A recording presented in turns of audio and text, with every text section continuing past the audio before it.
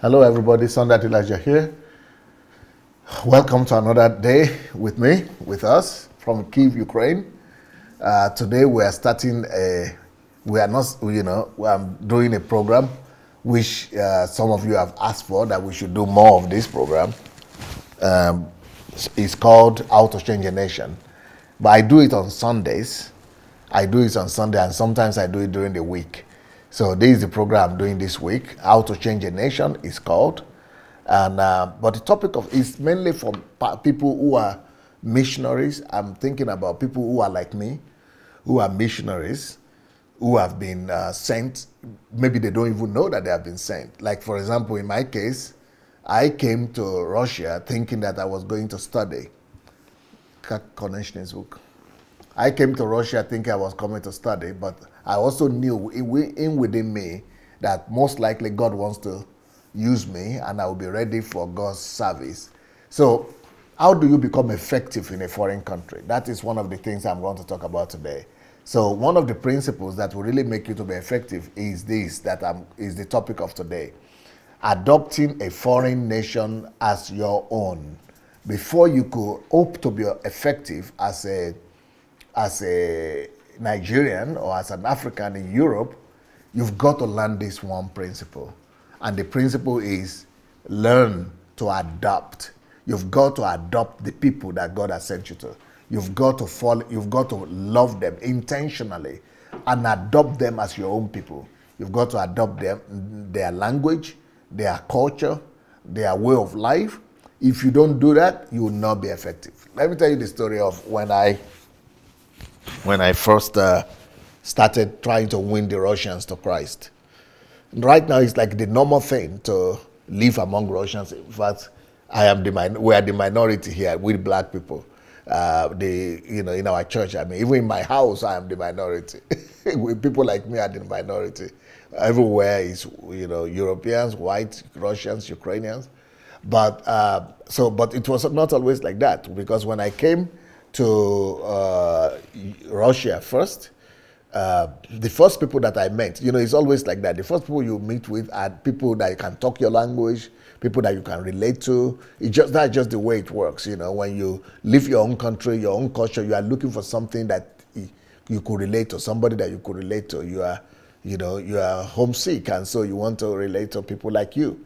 So that for me is the same thing. So I started relating first by relating to Africans like myself, Nigerians and other Africans. So as a result, when we started fellowshipping, it was a fellowship of only black people. It was in the university, and only black people like myself were fellowshipping there. And it was just, we couldn't get breakthrough to Russians. So for 4 years, I was in this university setting like that, where I was in the fellowship of only Africans. We were singing, "This is the day that the Lord has made, that the Lord has made. We will rejoice, and be glad in it, and be glad in it." So we were singing African songs, but how will you reach out to Russians with that kind of African songs? And then we were speaking English. And we are thinking that God was going to use us. No matter how God wants to use you, if you don't prepare yourself, God is helpless. God cannot help you. We did not prepare ourselves. So we are praying, we were praying and fasting. Every week we will be praying. We had fasting and praying day every week. Praying and fasting that Russians will come to God, that God will open the door. Ignorance. We think that everything could have been resolved through prayer and fasting. And then we were meeting with our own people alone, just with our own cultural people. And then we were singing our own songs, and then speaking our own language.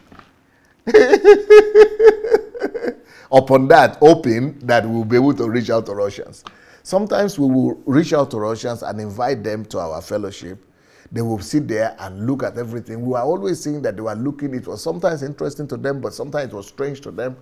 And then we will even make some of them give their lives and make them to repeat after us. After they finish repeating after us and everything, we discover that next time they don't come back. They never ever come back. So, so it was a big issue that why is it that they are not coming back? We are doing everything we could. We are praying. We are fasting. We are evangelizing to them. They are not coming back because we have not adopted. We have not adopted the people. We are still seeing ourselves as foreigners living among strangers. And when I see Africans today who are pastoring or holding kind of ministry, this is not just for pastors. So this is for you to be effective in any foreign country, in any area. Because, you know, it's not just pastoring you can do. I'm always very discouraged when I look at the Western Europe and I don't see Africans who are in the legislation. I don't see them in the executive. I don't see them in the top business, A-level, top, maybe one or two, you know, and I don't see our foreign people, Nigerians, ruling over the nations where they are in. And especially in those countries where it's so easy. I remember the first time when I went to America, I was so shocked how easy it is in that country. Because coming from Russia, coming from Ukraine, where I have to fight everything, where everything was an obstacle and a hindrance. I had everything I wanted to do. It was like eating my head against the brick in Russia. You would just start by speaking the language. For them to even understand you is hitting your head against the brick. Talk less of now trying to disciple them. So, those were tough. It was so tough in Russia here. I mean, for me, Western country is like paradise. It's so easy to work there. So when I got to America, I saw everything so easy like this. Every door just opened. I was so shocked. I said, so what are my people doing here? Why are they not in the Congress yet? Why are they not in the Senate? Why are they not, in the Hollywood or Nollywood, is it Hollywood at the top brass there? Why are they not in the United Nations? So many opportunities here. I was going to America for 6 months only. And in 6 months, I was in fact, people like T.D. Jakes and other people like that, and people on that level, they were calling me for contacts in the White House. They were calling me for contacts in the White House. Not T.D. Jakes himself, but people on that level. I don't want to mention. I live in Ukraine. I only go there. I used to go there once or twice a year. And, by the time I went there, maybe 6 times or less than 6 times, I was everywhere. And the people who are born in America, these are Americans, white Americans, black Americans, are now calling me to connect them to people in the White House, in the United Nations, in the this and that. How to connect them with people all over the place. I mean, I was going to America within 6 times of going to America, I've met with Bill Gates twice.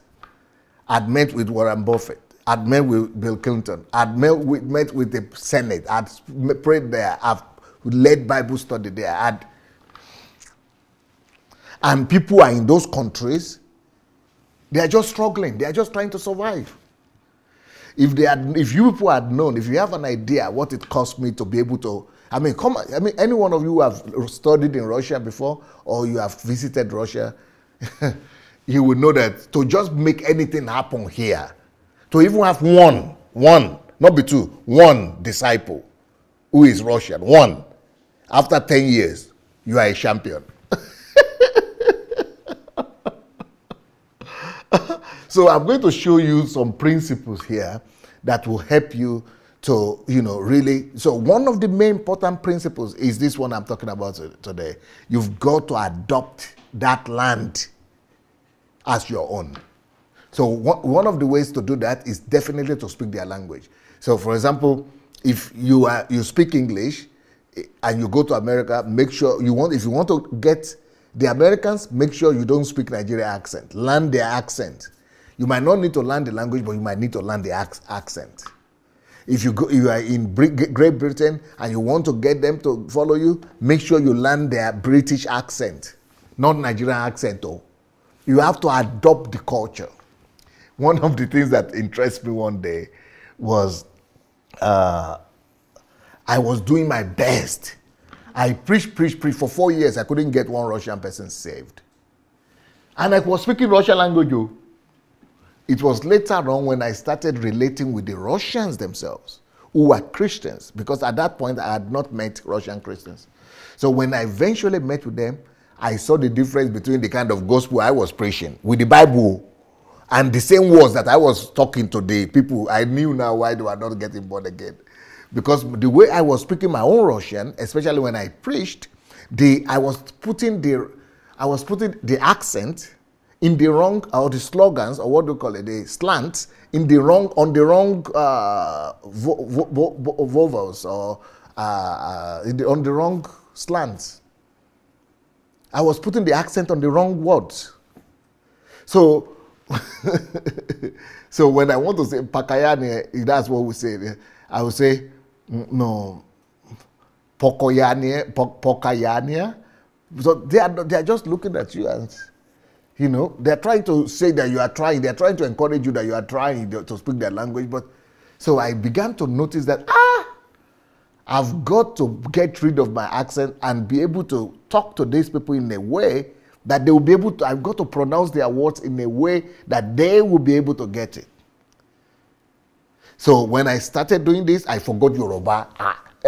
Yoruba just disappeared because I was so serious and I was so determined. So this is one of the, what do you call it, side effects of adopting a country. But if you know that God has sent you to that country, the side effect, not minding the side effect, you are going to be effective. So the side effect was that I couldn't speak Yoruba again because I was always with the Russians now and I was learning to perfect myself. And in the classroom, I was good. But there is a difference. That's why you see a lot of people who study abroad, because sometimes in a country, people say, but where are our people? Where are our rulers? But they come to these countries now. Why they don't bring what they have learned back to Africa to make Africa better? But they visit Europe now, but it's not enough to just visit Europe or America, because I was good in the classroom. I was even better than their students. But in the society, larger society, I was ineffective. The same thing with our rulers who study in Europe, but they don't live among the Europeans, or they just go to work or classroom, but they don't interact. They don't live with them. They don't interact with them. You will not be able to know how to do it. Even though in the classroom they teach you. Even though in the classroom you know the formula, you write it down, but you will not, until you relate with people and really live among them and see the way they do everything on practice, in the practical terms, you will never be able to make an effect. One of the things that is painful to me, that is still a wonder for me, how can we have 1 million Nigerians in the UK and they are not everywhere? I'm shocked. Even the ones who have church, only black people, I'm shocked. And the reason is because of this adopting a nation. You've got to adopt them. You know, I went to preach in UK one time, and but each time I go to preach in the UK, white people show up. Even when one time I went to preach in a black church in the UK, but the first day, only black people, second day, only black people. But when I began to teach about praying for the nation and about interceding for the nation, and I began to talk about how to address the issues of Great Britain, the next day, third day, it was only white British people who were coming. Because they understand that language. You've got to adopt the country and the situation and the problems and the challenges of the country.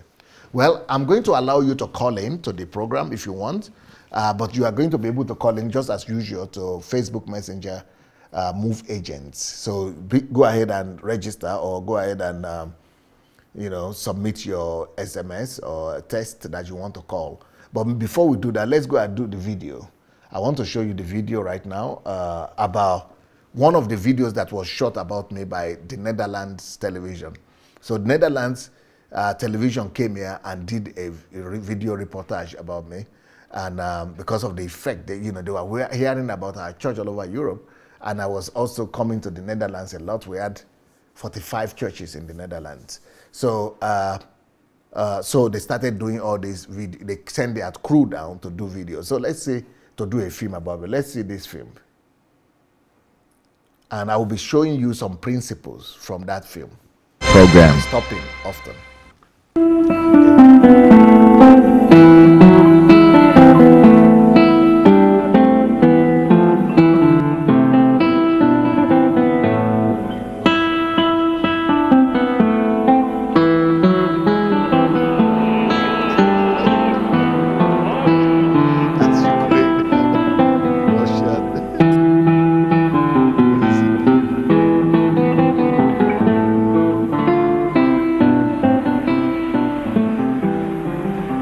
came here to study because I was growing up in a very poor family and I didn't have money to go to the university.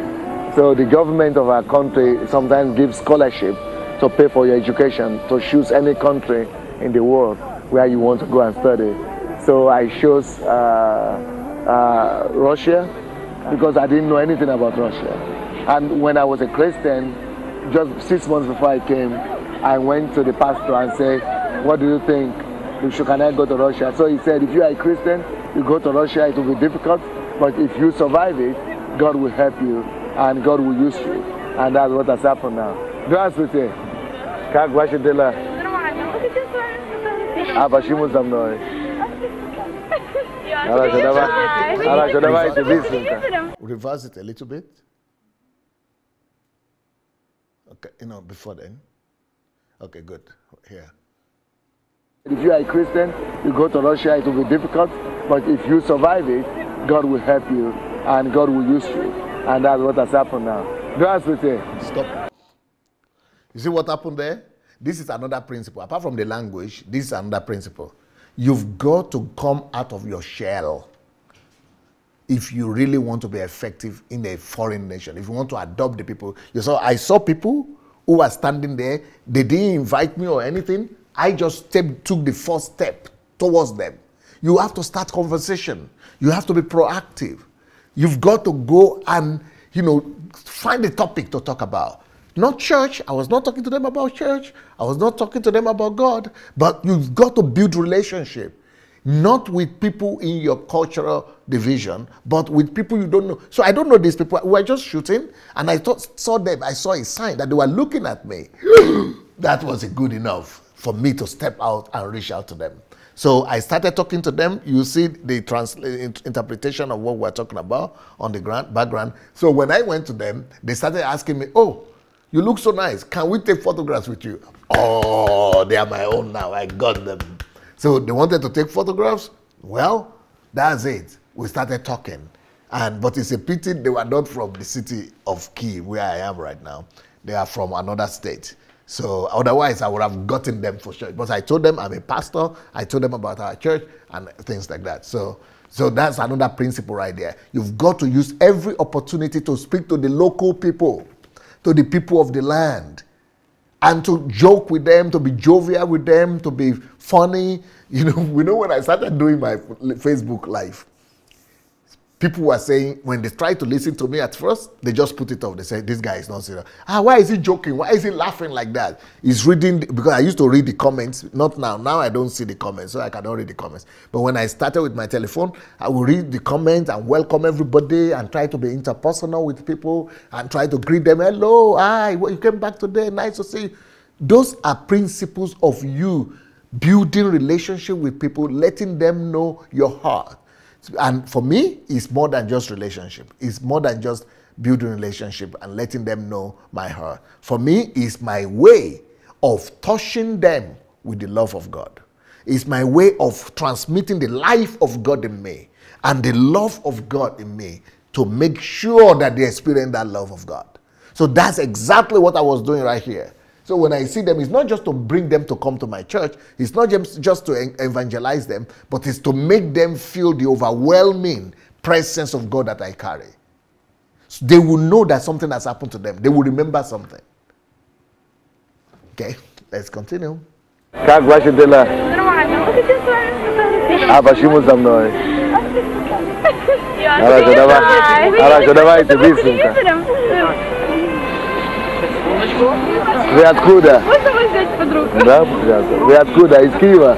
Не, мы с Львова. Мы из разных городов. Очень приятно. Я с Львова, мне тоже. Очень приятно. Здравствуйте. Кто из вас женится? I went to stop. You see, I finished with those girls. I saw that they are not from Kyiv. They are not from Kyiv. I saw another group of people. They were wedding. Wedding? Yes, is my topic. That is another opportunity for me to start to have a conversation and make them experience the love of God. Sometimes they say, we don't want to talk. Sometimes they say, who are you? No, sorry. Or sometimes they say, no, thank you. Sometimes some people even say, call me names and things like that. But,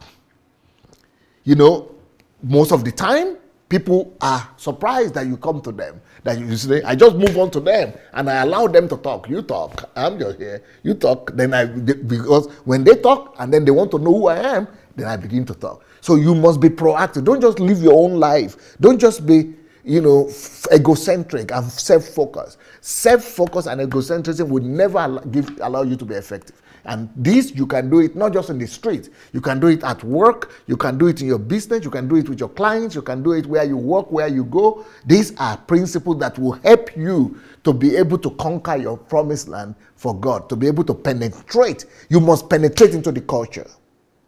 Is a principle. You must penetrate into the culture. Okay, let's go.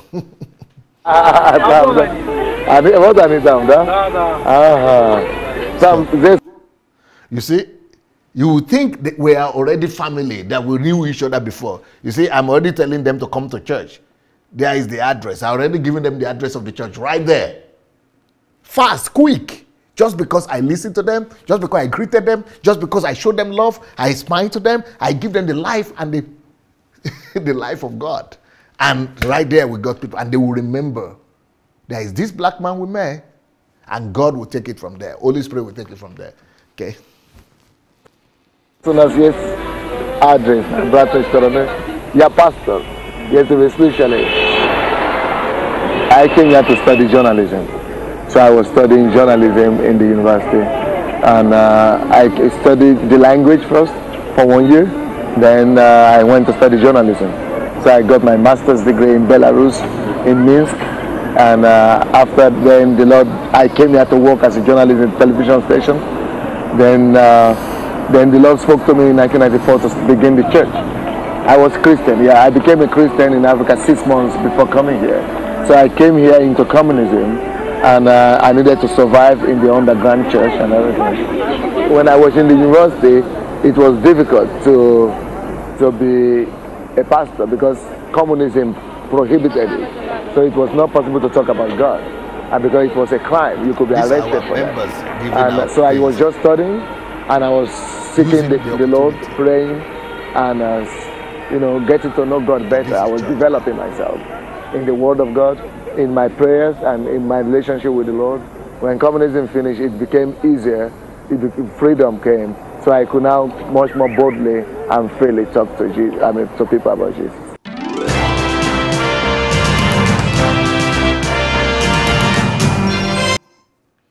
Hello. So, for those of you who want to call again, let me use the opportunity to invite you to call to the program. And the way to call to the program is to go to Facebook Messenger,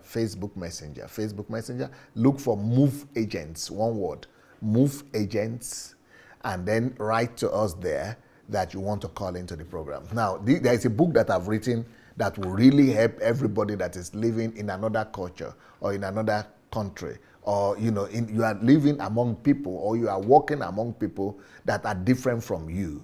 This is the book here. This book here that you are seeing, this book here, this is the book you must get. You must get the book either on Amazon, or you can read it for free. I don't care. Either you buy it or you read it for free. But this is the book to help you to overcome these cultural challenges. This book will help you to overcome the cultural challenges and the prejudices and stereotypes of the place where you are living in right now. And you'll be able to get your breakthrough in a foreign land. Okay, let's continue. You're watching the Embassy of God program. Historically, Kiev is supposed to be a city where all Russia started from. Russian history started from here. So they call it the mother, the city mother of Russia. So this is like the symbol of Russia. It is the mother of Russia. And so it has a very big significance to the Russian people and to Belarusian and Ukrainian people. If you really want the nation to accept you, and you want to make progress either politically or financially or culturally or spiritually in the land, make sure you listen more to the people of the land, one-on-one, not just on television, not just on radio. You have to create an environment where you are among them and let them tell you about the story of their country, about the history of their land. Apart from what you read about it, but let the people tell you what is happening, what they think. The more you do that, the more you are able to cement your authority among the people you live in with. So they have ancient and old churches here, and those churches make people to be very religious. So they count themselves, after communism collapsed, they count themselves to be believers, Christians, and but they are Orthodox believers. So so when they see people like me and come to preach the gospel, they feel this is a foreign religion, and this is maybe it's a Western religion, so it's a Protestant movement. You see what I'm saying? I'm talking about people, not a Maya Knegu. People will always suspect you. You are a suspect. You are always a suspect if your language is different or your skin color is different, like in my case, Maya Knegu. Not a Maya Knegu. So it is, you will, so if you are different, you look different, as like me, in this kind of culture, I'm totally different. They will see it. And the very first thing that happens to people is that they are suspicious of you. You are a suspect. You are a danger. They think that you are bringing a foreign culture. They think that you are bringing a foreign influence, that you are bringing your own religion to them. They think that you are a threat to them. They look at you. So it is your own responsibility now to break that down. It is natural to be suspicious of you because you are different. You speak differently, or you don't even speak their language, or you don't speak with their accent. You are not born there. You still look different. The onus is on you to change that narrative. So how do you do it? Be proactive. You step out. That's what I was talking about. And that the people, when they see me and I'm talking about religion, they say, we have our religion already. Why should you come here with your own religion? So it is now your responsibility to come down to their level, humble yourself, and love them in such a way that they would like to listen to you. The same thing I hear when I used to go to England a lot. And the English, our Nigerian African people used to tell me that these English people, they don't want to receive our diploma, our certificates, our graduate papers. They don't want to accept it. They want you to go and study again, or they would rather accept or employ a white person than you. That there's discrimination at work. These are the kind of thing I hear from my African people all the time.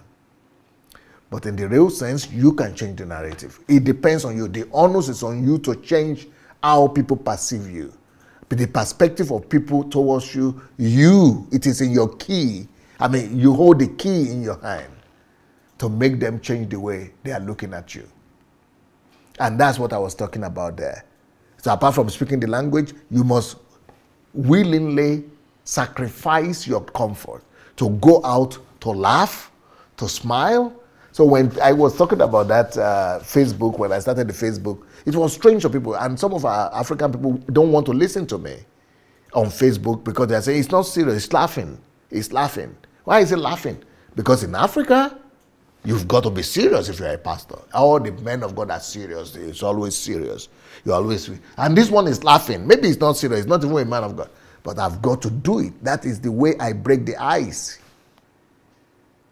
And that is how I step out to meet the people and make them feel comfortable and don't see me as a threat anymore.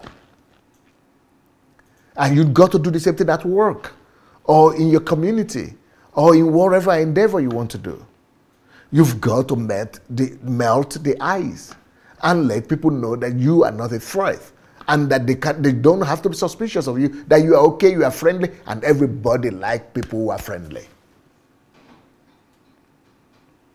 People like it when you are good, when you carry love. And it's difficult to be mean to you once you are already good towards them. Okay, nigga. Well, let me make this announcement. Hooray! Elijah Challenge is out in a book form. So Elijah Challenge is available I don't know, maybe till Friday. It's going to be available for $3 only.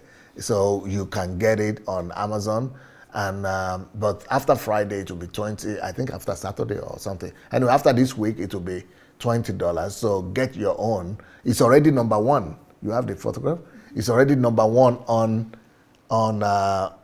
Amazon. So you see, Amazon Hot new releases, our best-selling new and future releases. Number one bestseller, Elijah Challenge. Elijah Challenge in 2 days became the bestseller out of the new releases. So here we are. It's in the category of leadership, education leadership, and here we are, number one on Amazon. So well, the bottom line, what I'm saying is that be proactive, come out of your shell, go and meet people, stretch your hand, and let people experience the touch of God's love. And that will melt the ice, and you'll be able to be accepted. Okay, here we go. So they kind of oppose it. But the ordinary people who have thought that there was no God and that who are brought up during communism, they are hungry for God to see the light and to get the truth.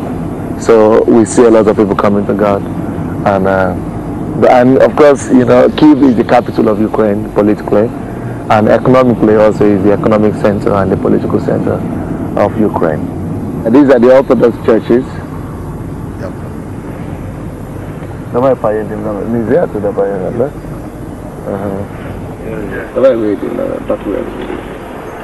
Historic places in the country that symbolize the country of the influence of the Orthodox Church. All these places were built before communism, and the people, you know, still come there now because they want to go back to their origin, they want to go back to their history. So people are looking for God, and they come to wed, and the people who are getting married, they want to come near the church and get themselves associated with something God, religious.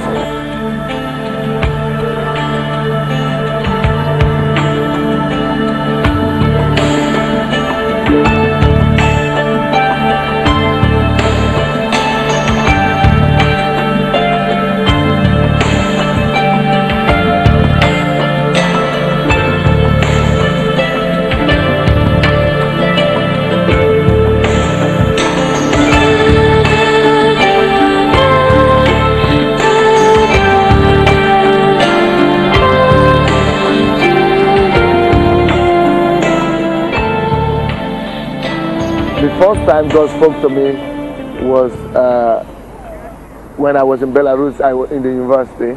I had a dream 3 times, 3 days, almost the same dream.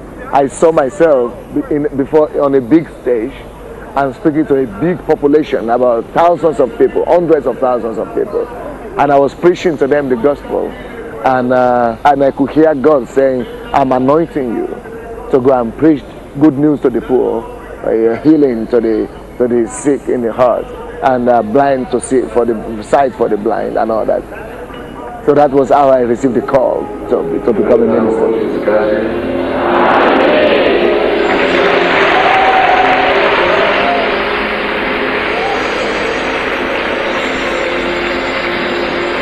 Every day I walk with God. That's it.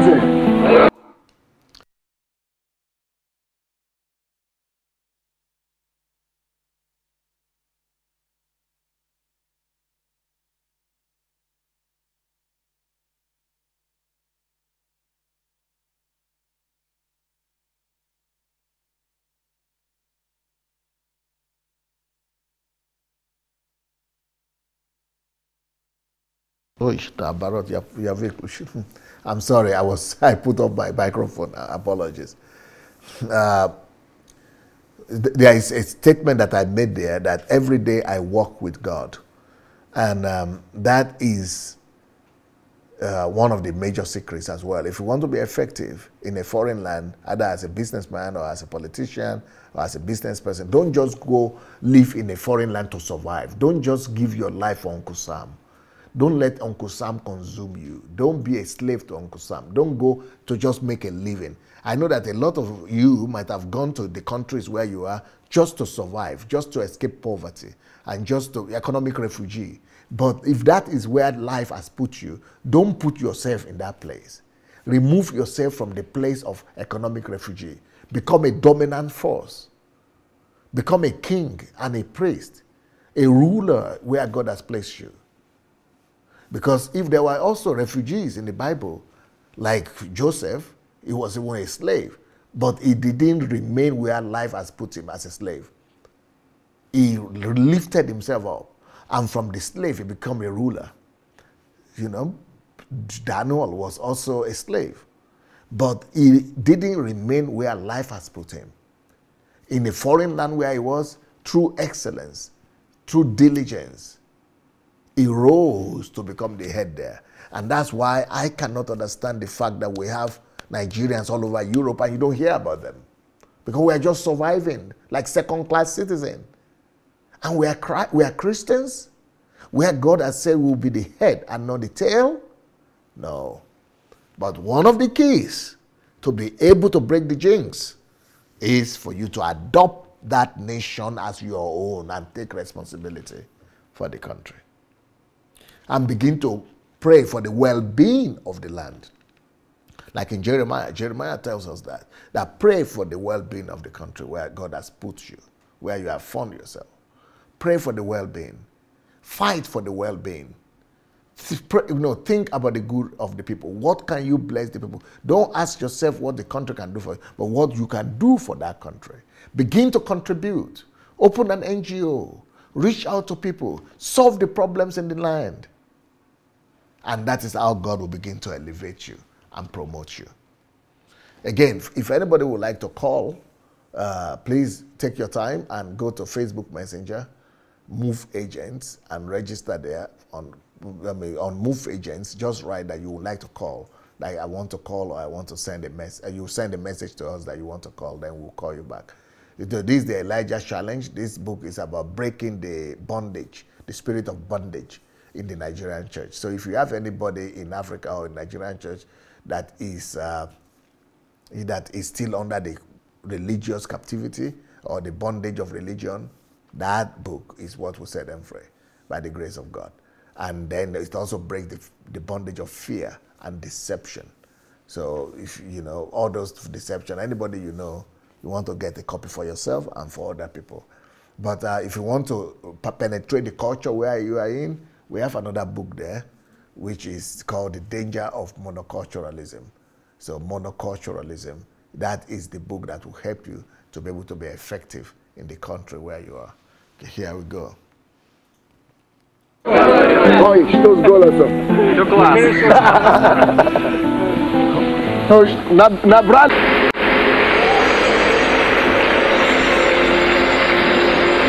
Every day I walk with God. Здравствуйте. Oj, što zgolasa. Do klasy. Okay, here, let me tell you what's happening here. Here, I normally do, for you, there is another principle here. I told you already about walking with God, right? Being a friend of God, because God then will be able to give you direction. God will be able to give you direction and give you instruction and lead you, and to be able to know what to do, you've got to be a friend of God. That is important. But apart from that, in this meeting that you are going to see now, you will see that only men are there. So I have a few men there with me, and the whole idea is that I rented a studio in the country, and we started doing a television program live, not like that, because that time there was no Facebook, no YouTube. So we only had television. So this is a national television, a national channel. So in the national channel, I was doing live broadcast like I'm telling you right now, like I'm doing with you right now, live broadcast, and I took about 200 people with me there to go to the studio. We went to the television station studio, and every week I come with a new topic. So this day that this journalist came, it was the topic of men. So I took men from our church and the people whose life has changed, and we are on the national television. You know, everybody could ask me anything. You've got to know that you are okay and that, you know, there are no compromises on you. You've got to know that your hands are clean before you could do that. Can you imagine national television and live broadcast? And this is a country where 90% of people don't even like you and they don't believe in you and they see you as a monkey, and then you have to be doing live broadcast. That is a challenge. So when people now say, how come you are doing what you are doing now? I've already done this over 10 years ago.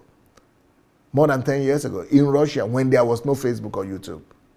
Live broadcast. But on national television, we're doing it every week. Different topics. Sometimes it's with children, sometimes it's with women, sometimes. But anything that I see is the problem of the nation, I come to address it on national television. So when I say that, when I come to Nigeria, I know what to do, believe that guy, believe me, believe this man, believe me, believe me. Because when you have done something before, you don't struggle. Okay, let's go ahead and look at this one. To nabrali достаточно мужика, это самое, или нет? Хватает? Нет? Хватает, да? Ну что, кто у нас свидетельствует, значит? Впереди, да? Ты будешь свидетелем, молодец. Впереди там еще, да? Здравствуйте. Добрый ранок. Як справи? А кто тут не украинец? Значит, мы пощадим вас, мы не будем говорить украинской мовой.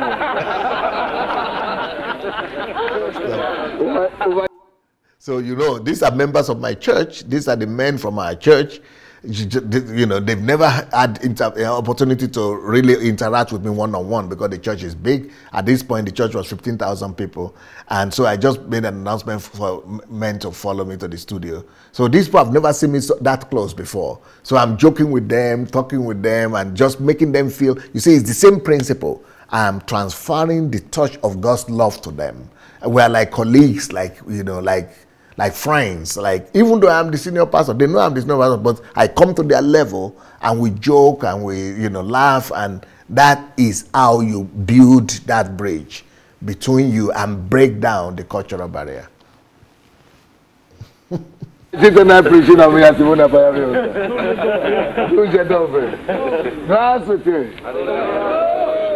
Как дела у нас, ребята? Хорошо?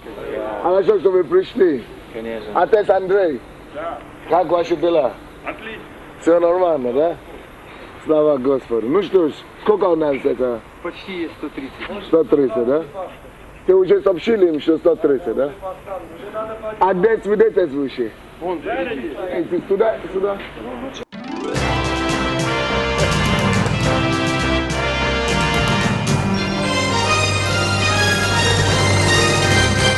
You're watching the Embassy of God program. I'm preparing for a live broadcast, a live television program right now. I'm doing the makeup. Stop.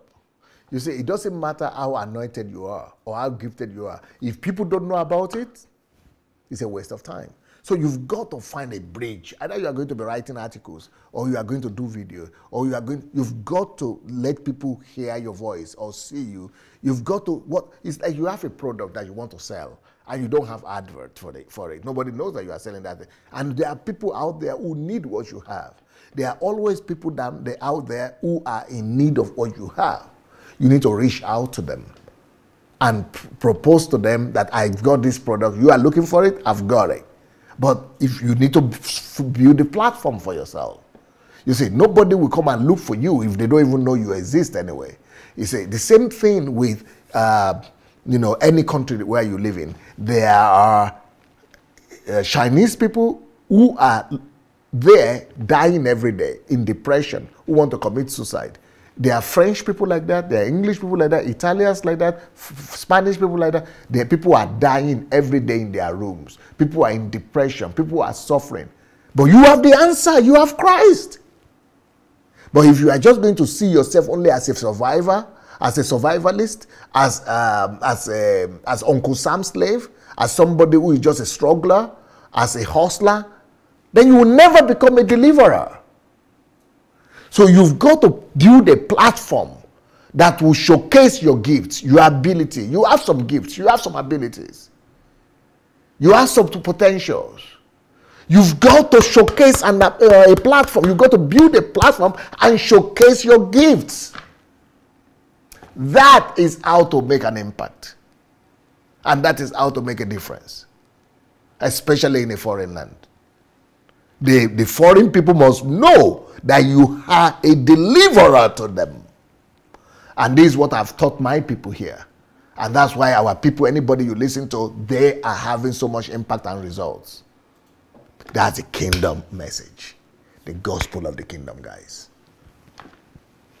Before going on here, and the program today is going to be devoted and dedicated to the men in the society. Because of communism, the men figure had been disdained by depression and by oppression of communism. So men started to drink and to leave their families. But now we feel that the church is the only power and the only force that will be able to restore that in the society and make the men to be responsible, to be faithful to their... You see, I noticed that men were weak and men were drinking. That is why I started this national program to resolve the problem of men in the country. And when I got to Germany also, the same thing. And I was so surprised how easy it was in Germany to make a difference and to be able to reach out to people. People are desperate. But our own people, they are just going to work and being satisfied that they have been able to buy an apartment, or they have been able to buy a house, or they bought a car, or they are no more living on credit or on loan. Now, if that is the way you are going to view yourself, you will never contribute. You will never make a difference. It's just like a flower that is blossomed today and tomorrow is dried. You will never leave your name in the sand of history. Don't live for yourself. Live for something greater than you. Live for something beyond yourself. That is the kind of life that God gave you. That's why He gave you life in the first place. We are never meant to live for ourselves. But then, so for you to be relevant, you've got to provide solution for others. That's why you have to look for people's challenges or the challenges of the society where you live in and find out what you can bring in using your gift to resolve somebody else's problems. Sometimes it will yield you money. They will pay you for it. Sometimes no, but at least you will know that you are giving God's life to the world around you. Okay. So here it was men's to their wives and to their that children. we're trying to resolve. And we hope that many people will see us today. People who need to hear the word will be able to put on the television at the right time, and also so that apart from that, we could also speak to the needs of the people and get good response from them. So only God can do that. What I can do is to do program, but only God can touch the heart of man. Communism used to speak a lot about equality of everybody. So it was not thought that the husband is the head of the family. So everybody is saying, I'm free, I'm the same. And so actually during communism tried to suppress the men, so that they will not be violent, so that they will not go against the system, against communism. So though the women were encouraged to take authority and power over their families. So it was difficult. So now we have to reverse that and make the ladies to realize and to recognize that the husband is the head and to be obedient to their husbands and to respect them, and for the husband not to suppress the wives, but also recognize that they are equal, but they have to be loved and they have to respect them.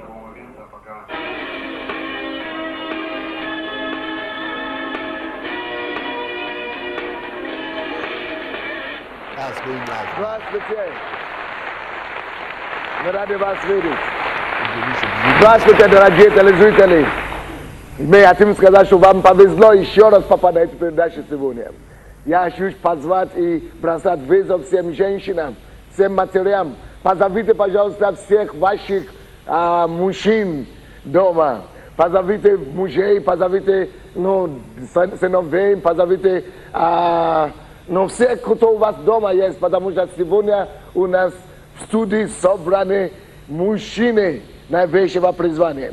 Люди, которые хотят доказать и показать Украине, что можно менять эту страну, если только мужчина и фигура мужской в обществе будет реформирована. Внимание, ребята! Меня зовут Сергей. Миша, кто там? У меня такая же судьба, как и у этих ребят. Я также сам не имел отца. And we also expect to receive some calls, live television calls on the program, and it will help a lot of people to see the truth about how God could restore manhood in our society. The only problem we have is not too many people can get through to call through to the direct line, because many people are really willing to call. Many millions of people are watching. It's one of the best rated programs on the television in Ukraine now. Зададите ваш вопрос. Алло? Сорвался звонок. Даю вопрос. Да. Уважаемый пастор, вы слушаете? Я слышу. Да. Because I'm a journalist, it helps me to do a better quality programs, not just to preach, and not just to come on with the one edge, speaking edge, as we say, but because of my journalistic fantasy, so I could make it much more freely and much more boldly.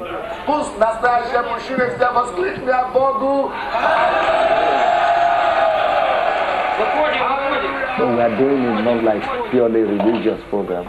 We're doing like a show program, but then the idea and the ideal and the ideology behind, that we proclaim is the Christian ideology. So we talk about Jesus, about the Bible, and about the standard of God. And but we also do it in such a way that it will be interesting for any secular person to watch. So people give their testimonies. He was in prison 3 times, and so many years. All these people have been in prison because they are young people who couldn't find themselves in life.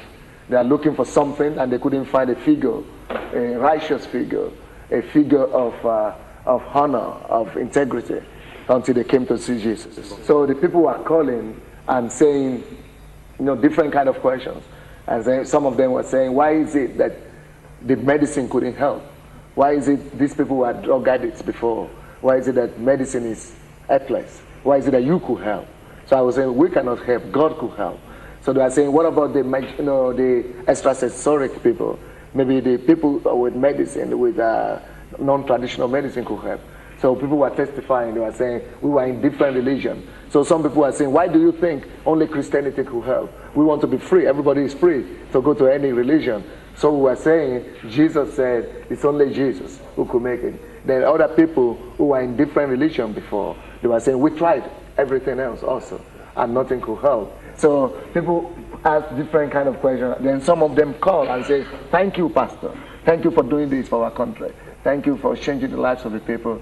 And some people are asking, what about Orthodox religion? We have the Orthodox priest here, and he's the imperator, Highness from Ukraine, Grand Prince from Kiev, Chernihiv, from Karachi. From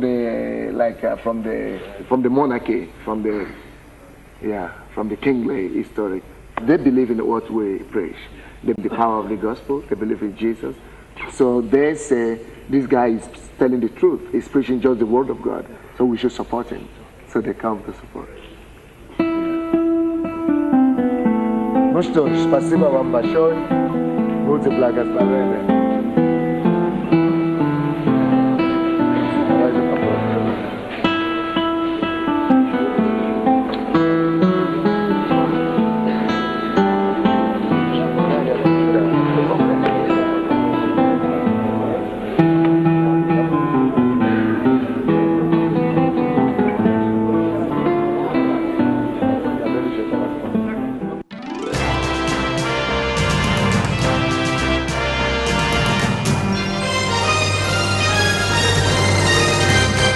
You're watching the Embassy of God program. And sometimes the Orthodox people, they call and they attack us on television because I allow everybody to call. So they call and say, what are you doing? Why should you come here? We don't need black men to talk to us. You know, black men just received Jesus and Christianity 200 years ago. And our country has been Christian country for 2,000 years. I mean, for 1,000 years. Because I raised the topic of God.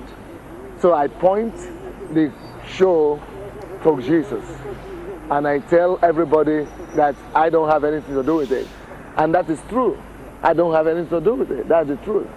So I don't need to be, there's nothing to be proud of. It's Jesus doing it. And that's why I don't just speak myself. I don't just speak, I don't just preach alone. I give the people the opportunity to talk about Jesus, what Jesus has done for them. So it's not just me talking so that they will know. That's another principle right there. Once you begin to, if you really want to be effective in a foreign land, make sure that the face of whatever you are doing is not your face as a black person. Use the face of the locals. So if you live in Poland, put yourself at the background. Remove yourself from the forefront and put the face of the local people. Let the people hear their own people talk. Let them talk their language. Let them talk in their culture. Let them speak. Put them up front. So that's what I try to do. In most of the things I do, I let the locals front it. And that way it is easier for them to respond to their own people than to me. Okay? No, it's not about me. Let them talk. It's about the encounter of people, ordinary people, with Jesus.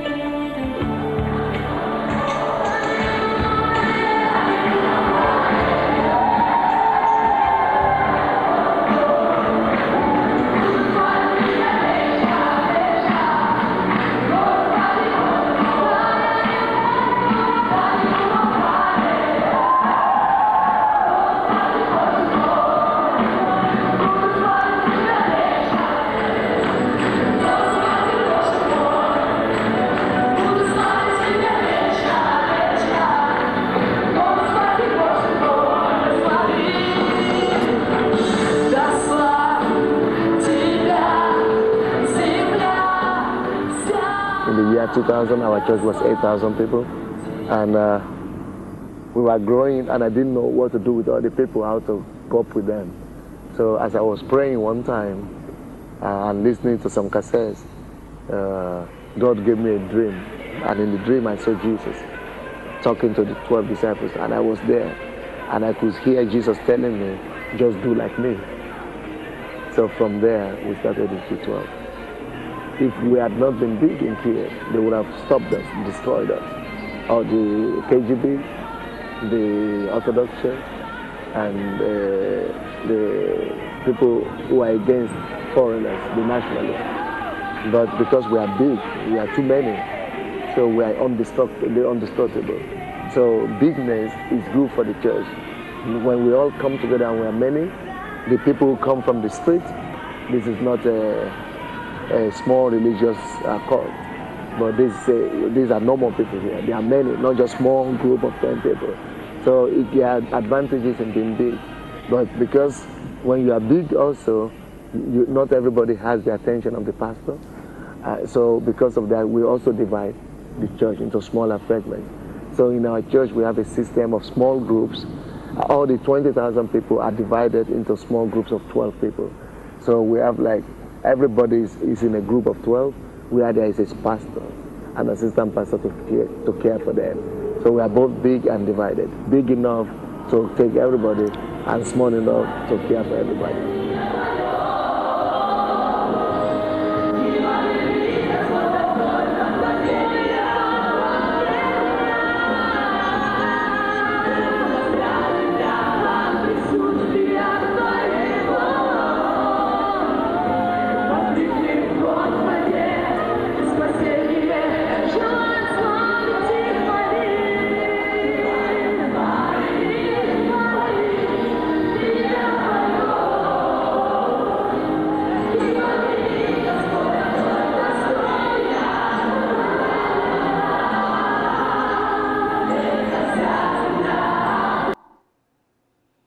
Okay, guys, well, this is Elijah's challenge. This is for Africa to deliver our country free from bondage, but the book for that will help you to be able to adopt a foreign nation as your own is the other book, The Danger of Monoculturalism. You've got to come out of your monoculturalism.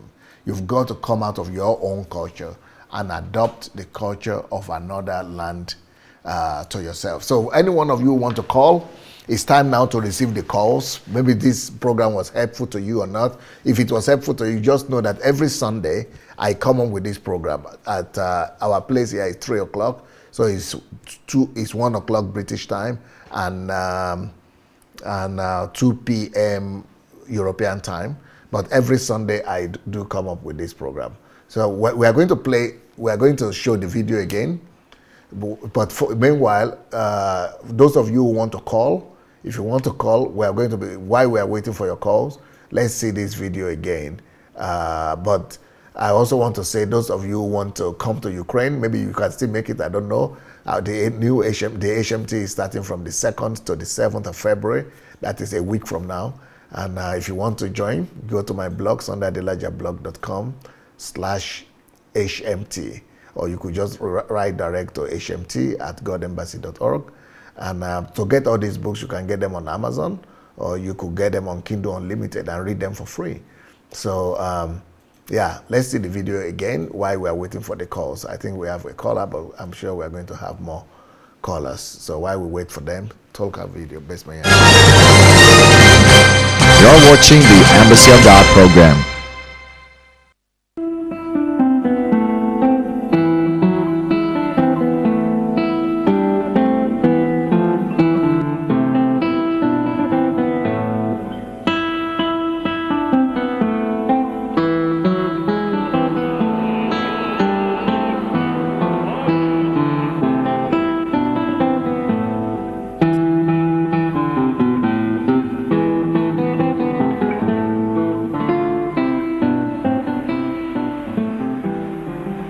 I came here to study because I was growing up in a very poor family and I didn't have money to go to the university. So the government of our country sometimes gives scholarship to pay for your education, to choose any country in the world where you want to go and study. So I chose Russia because I didn't know anything about Russia. And when I was a Christian, just 6 months before I came, I went to the pastor and said, what do you think? Can I go to Russia? So he said, if you are a Christian, you go to Russia, it will be difficult, but if you survive it, God will help you and God will use you. And that's what has happened now. Здравствуйте. Как ваши дела? А почему со мной? Хорошо, давайте быстренько. Вы откуда? Да, вы откуда? Из Киева? Не, мы с Львова. Мы из разных городов. Очень приятно. Я с Львова, мне тоже. Очень приятно. Здравствуйте. Кто из вас женится? Там, да? Вот они там, да? Да. Ага. Там, здесь у нас есть адрес с обратной стороны. Я пастор, если вы слышали. I came here to study journalism. So I was studying journalism in the university. And I studied the language first for 1 year. Then I went to study journalism. So I got my master's degree in Belarus, in Minsk. And after then, I came here to work as a journalist in a television station. Then the Lord spoke to me in 1994 to begin the church. I was Christian, yeah. I became a Christian in Africa 6 months before coming here. So I came here into communism, and I needed to survive in the underground church and everything. When I was in the university, it was difficult to be a pastor because communism prohibited it. So it was not possible to talk about God. And because it was a crime, you could be arrested for that. And so I was just studying, and I was seeking the Lord, praying, and getting to know God better. I was developing myself in the Word of God, in my prayers, and in my relationship with the Lord. When communism finished, it became easier. Freedom came, so I could now much more boldly and freely talk to to people about Jesus.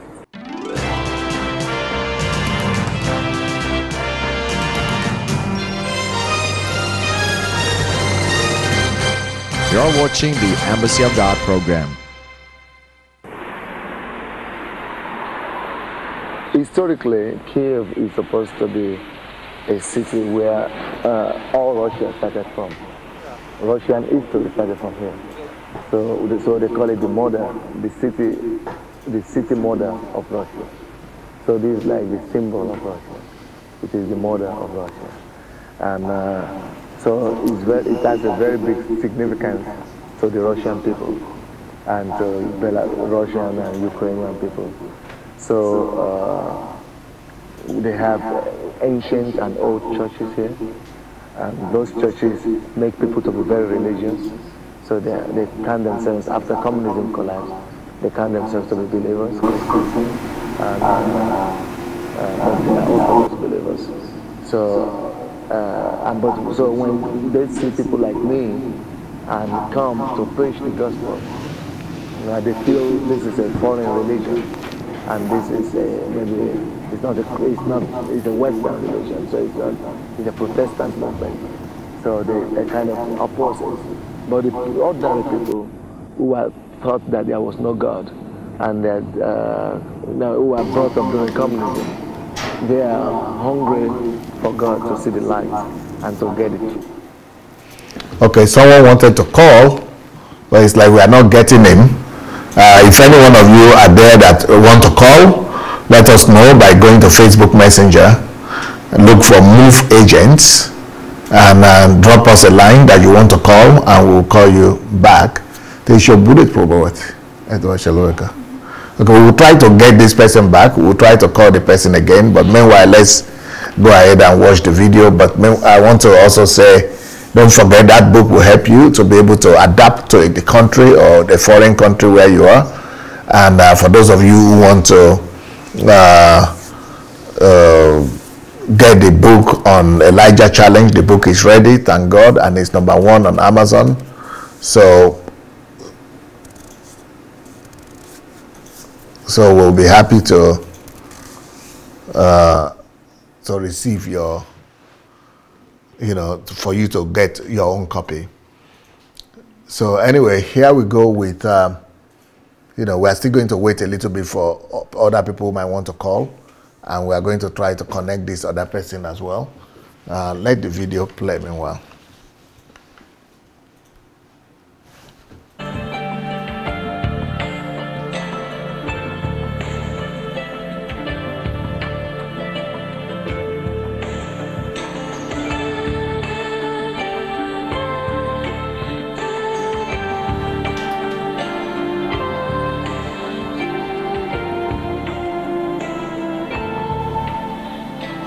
The first time God spoke to me was when I was in Belarus. I was in the university. I had a dream 3 times, 3 days, almost the same dream.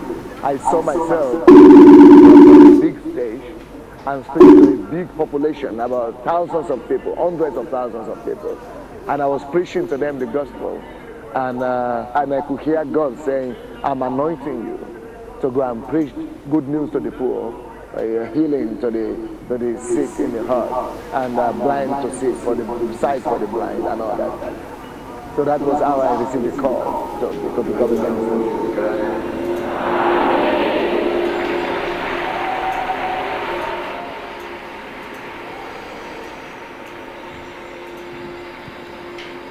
every day I walk with God.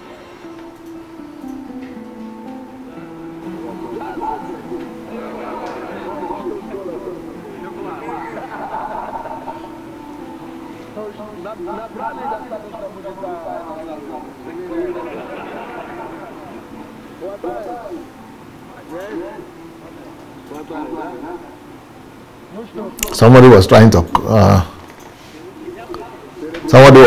call for some reason. We can't get him again.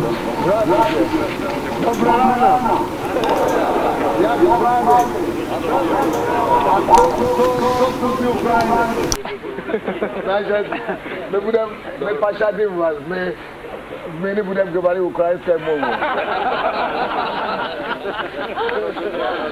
Уважительно причина моя сегодня появилась.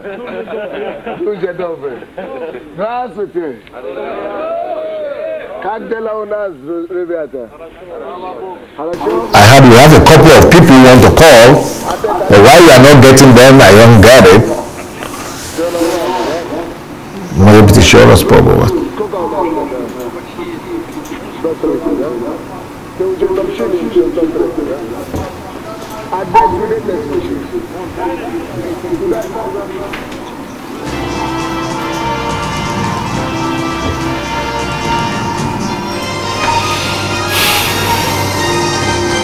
You're watching the Embassy of God program. I'm preparing for a live broadcast, a live television program. I'm going to make that going on here. And the program is going to be devoted and dedicated to the men in the society. Because of communities, the men people and the pain like depression and oppression of community. So men started to drink and to leave their family. But now with the church is the only power and the only thing that will be able to restore them in the society and make the men to be responsible, so be faithful to their husbands, and to their wives and to their children. And we hope that many people will see us today. People who need to share the world, people to put on the television and the light, and also so that apart from that, we could also speak to the needs of the people and get good response from them. So only God can do that. What I can do is to do program, but only God can touch the heart of man. Communism used to speak a lot about equality of everybody. So it was not thought that the husband is the head of the family. So everybody say, I'm the same.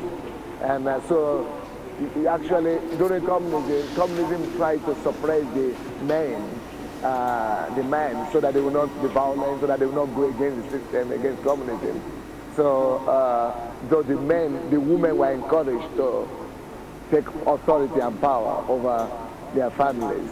So it was difficult. So now we have to reverse that and make the ladies to realize and to recognize that the husband is the head and to be obedient to their husbands and to respect them. And for the husband not to suppress the wives, but also recognize that they are equal, but they have to be loved and they have to respect them.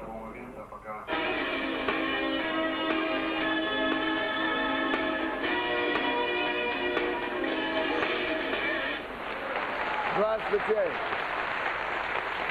Рады вас видеть. Здравствуйте, дорогие телезрители. Мы хотим сказать, что вам повезло еще раз попасть на эту передачу сегодня. Я хочу позвать и бросать вызов всем женщинам, всем матерям. Позовите, пожалуйста, всех ваших мужчин дома. Позовите мужей, позовите,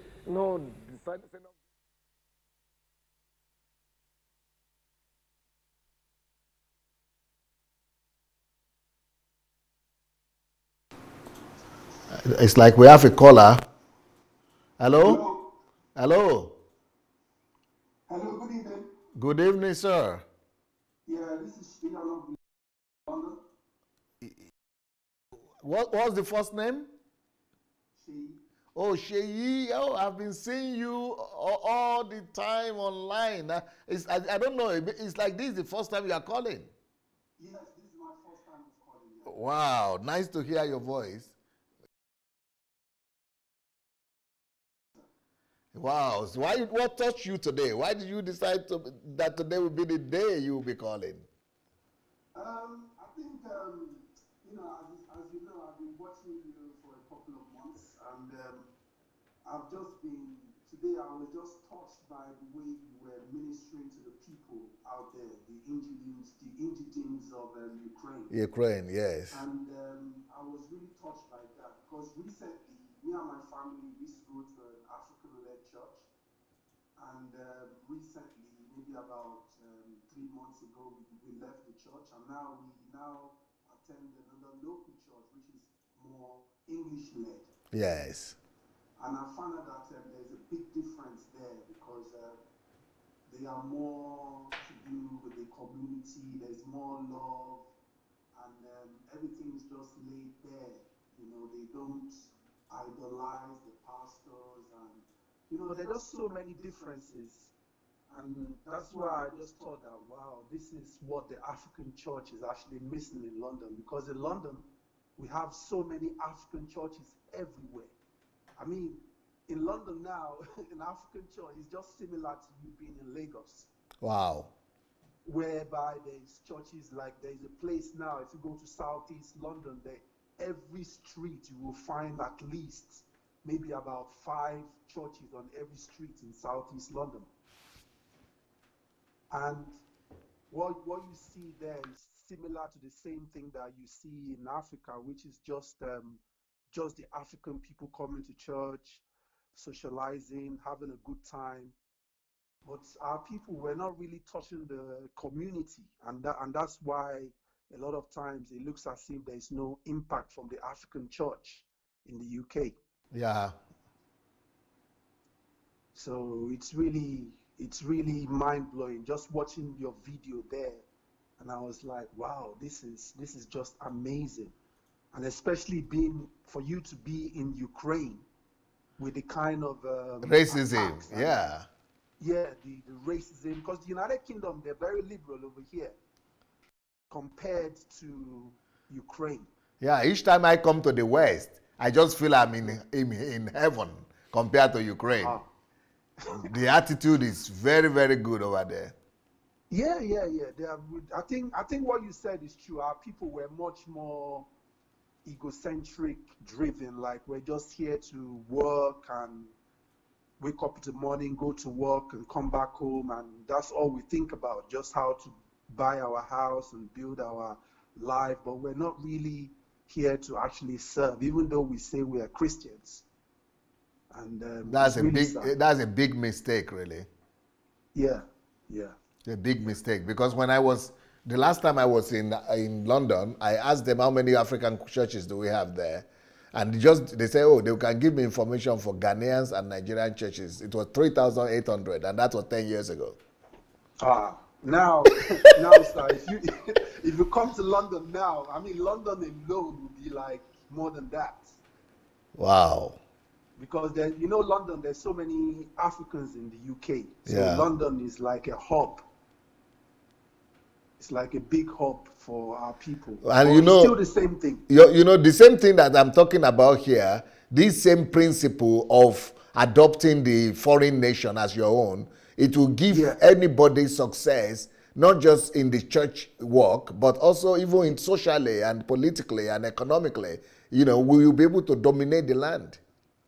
Yeah, it's true, sir. Because I remember when you were talking about workplace, I remember there was a time I used to work for one retail company at the time whereby, I was more qualified. I'm a graduate, and working with these guys there, but I could not really adapt to their culture, to their mindset. Yeah. So little thing will happen in the workplace, and I would just get annoyed and everything, because at that time I was just coming from Nigeria. You understand? So the mindset thing, it was like a challenge to even try to adapt to the culture and the way they do things. And I think if So right now, I actually ordered that your book because I want to. Oh yeah, monoculturalism. Yes. Yeah, I just ordered it now on Amazon because I think it's something that we still need. All our people will need it. Every Nigerian that is living or foreigner that is living in Europe, they need to know how to adapt like this. Yeah, yeah. Because even with the kids growing up over here, there is a challenge there as well. Because when we used to go to the African church and we can adapt to their culture, but the kids are kind of confused, like, why are they doing this? Why is all this going on? You understand? And there's always a conflict because those kids, we gave birth to them here in the UK. So they are, even though they are black kids, but their mindset is like an English person. So, there's a lot of struggle in that area as well. So it's like we now have to try to adapt to, and, speak to them and see what their concerns are about. And you find out that they have genuine reasons to be disturbed. Yeah. So, wow, nice to hear your call. Thank you for calling. Yeah, thank you. Thanks for all the good job you're doing. We're really applauding your work. Even from here, we can see it. We can see the truths. I've been able to follow some of your series on YouTube, and it's really great what you're doing. It's really great. I appreciate it. Thank you, sir. Thank you so much. Yes. Blessings. Okay. Bye-bye, sir. Bye. Okay, let's try to get some more callers. I think we are going to have opportunity to receive more calls. And yeah, if you don't have that book yet, The Danger of Monoculturalism is the name. It will just help you. It will just open your mind up. Another one, there's another one like that too, like this one that will help you. It's called The Law of Difference. The Law of Difference. Go look for it. The Law of Difference. So this danger of monoculturalism, yes, it will help you to adapt and to really understand other people's mindset. And also the law of difference. Look for the other one too, the law of difference. Those two books are the ones that will really help you and give you the edge that you need when you are living in a foreign country. They are the things that will help you to really get through and be able to pass the exam, the cultural exam. Psychologically, mentally, you'll be more informed and you'll know how to, face situations. I think we have a caller. Hello? Hello, DSA. Yes, sir. Who is calling? Is that Eze again? No, this is Tuka. Tuka. Oh, Tuka, what a surprise. Yes. Though I'm at work and I'm watching. And speak into can you speak louder into the microphone because your voice is too low? Okay, I guess it's my phone. I said, yes, I'm at work and I'm watching you. Yes. And I said, no, let me call in. Why? Yes, why did you try to call today? Yes, because if we can see more of these videos, that will give us another worldview, what to look at. Okay. Because what we know, those of us that are young, that love the Lord, that want to do something, the prototype that we have is what we have around, and the focus, is different. Like you said, God called you to preach, the word, the gospel to the poor. But the mentality we have when we talk about ministry is preaching to the rich, because it has to be those that can finance the gospel that we want to preach. That is very bad. Yes. So, and that's why you see, even when we come into this for a foreign land, and then we want to do a church, we always look for those that can, that have the resources that can sustain the church. But your own method is quite unique, because so the Bible says, we know that some people sow where they don't reap. Reap where they don't sow. Others sow, reap where they sow. Yeah. But it's more better to reap where you sow. Yes. In your own case, you went to the down and out and raised them up and make them who they are by the grace of God, you know. But you know, in most time where we find ourselves, our focus is not onto the down and out. It's not onto people that we can help. It's not so that we can raise people and send them out. You know, we want the crowd, we want the people, because we want to use the people, you know, to establish ourselves. Wow. You know, and then, you know, it's also interesting. Even though you are the one that God is using, you bring yourself down and also make yourself, like you said, put yourself behind the scene and projecting the people. Yes. But the protocol we have, you know, it has to be about the set man. You know, you have to know that, no, this is the anointed person. This is the anointed man. Wow. You know, everything has to be about him. It is his own ministry, you know. So, you know, if we can have more of these videos, at least it will give us another, you know, another worldview, another thing to look at. You know, so as we desire to work for the Lord, you know, it gives us a better understanding on how best to do this thing. You see, you have a large church, but no one is missing, even in the smaller group, you know, and that is why, you know, you have so many pastors, a group of 12, and the 12 have a pastor and the assistant, and you have thousands of people in your church. Yeah. You know, so it's a good model. I mean, it's a worldview that would be good if we can key into it and practice it. So, thank you so much for these things you are doing. It's making effect, even though people don't like it, even though people, you know, don't understand it. But it only takes it's a matter of time for people to know that the gospel of the kingdom is what we need at this time. We have done this church thing for so long, and, you know, I don't know whether we like the result, whether we like the effect, whether we like what we see, you know. But if we don't like what we see, you know, then, you know, it's important for people to begin to take a look at this gospel of the kingdom that you are preaching, that you are, you know, asking people to consider. So thank you once again, DSA, for the great job you are doing. You know, we see you all the time, even though we don't call. You know, some of us don't call because we are always one thing or the other. We are listening. Tuka, you are doing a great job. Thank you so much for the call. Thank you so very much. Blessings, sir. All right. Bye. All right. Bless you. Yeah, it's you know, that mindset that Tuka is talking about. We need to break it, and that's why we need this Elijah Challenge book. I will challenge everybody to go. If you're an African, you have ever been to an African church before, you need this Elijah Challenge book. Break yourself away from it. If you cannot buy it, go and read it for free on Kindle Unlimited. You know, but you can only read it when it's out. It will be out officially after the end of this week. But right now, you can buy it for $3 as a pre-order. But yeah, you know. We need to break out of our old, you know, our own cultural mindset. And that other book too, Monoculturalism, The Danger of Monoculturalism, is another book that will really widen your imagination, open your mind. And, you know, and of course, like I said, we have another one, it's called The Law of Difference. Those two books, you know, will really help you to, you know, be able to adapt to the culture where you are. Can we show the other book?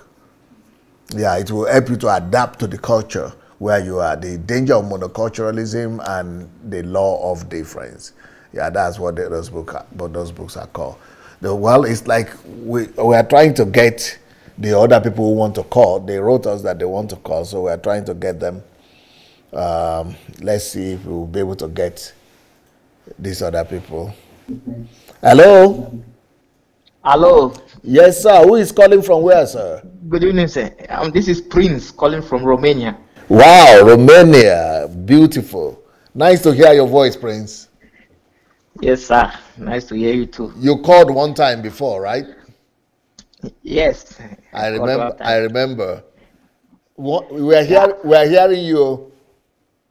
Okay, sir. I am I'm very happy with this year program because I'm learning a lot of things just watching the program. Okay.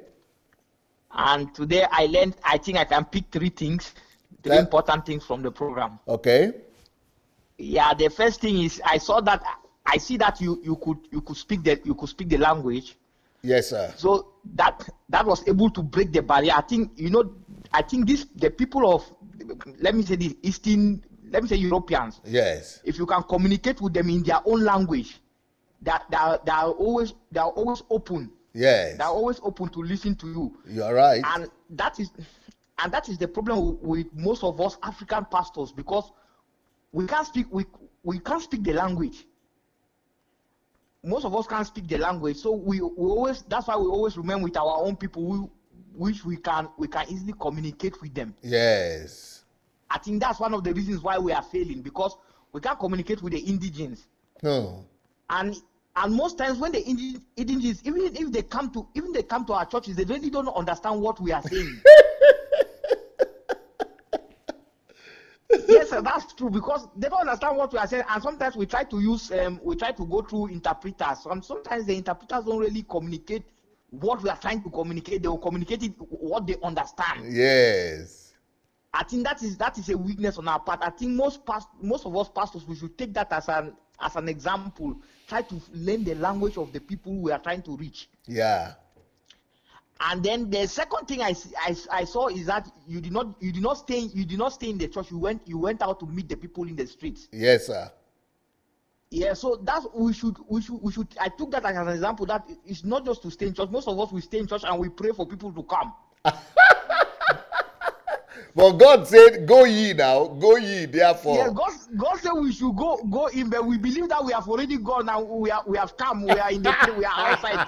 So we wait inside our churches and we pray. We do all type of rituals, and nobody is coming. We really need to go. We need to go out and meet the people.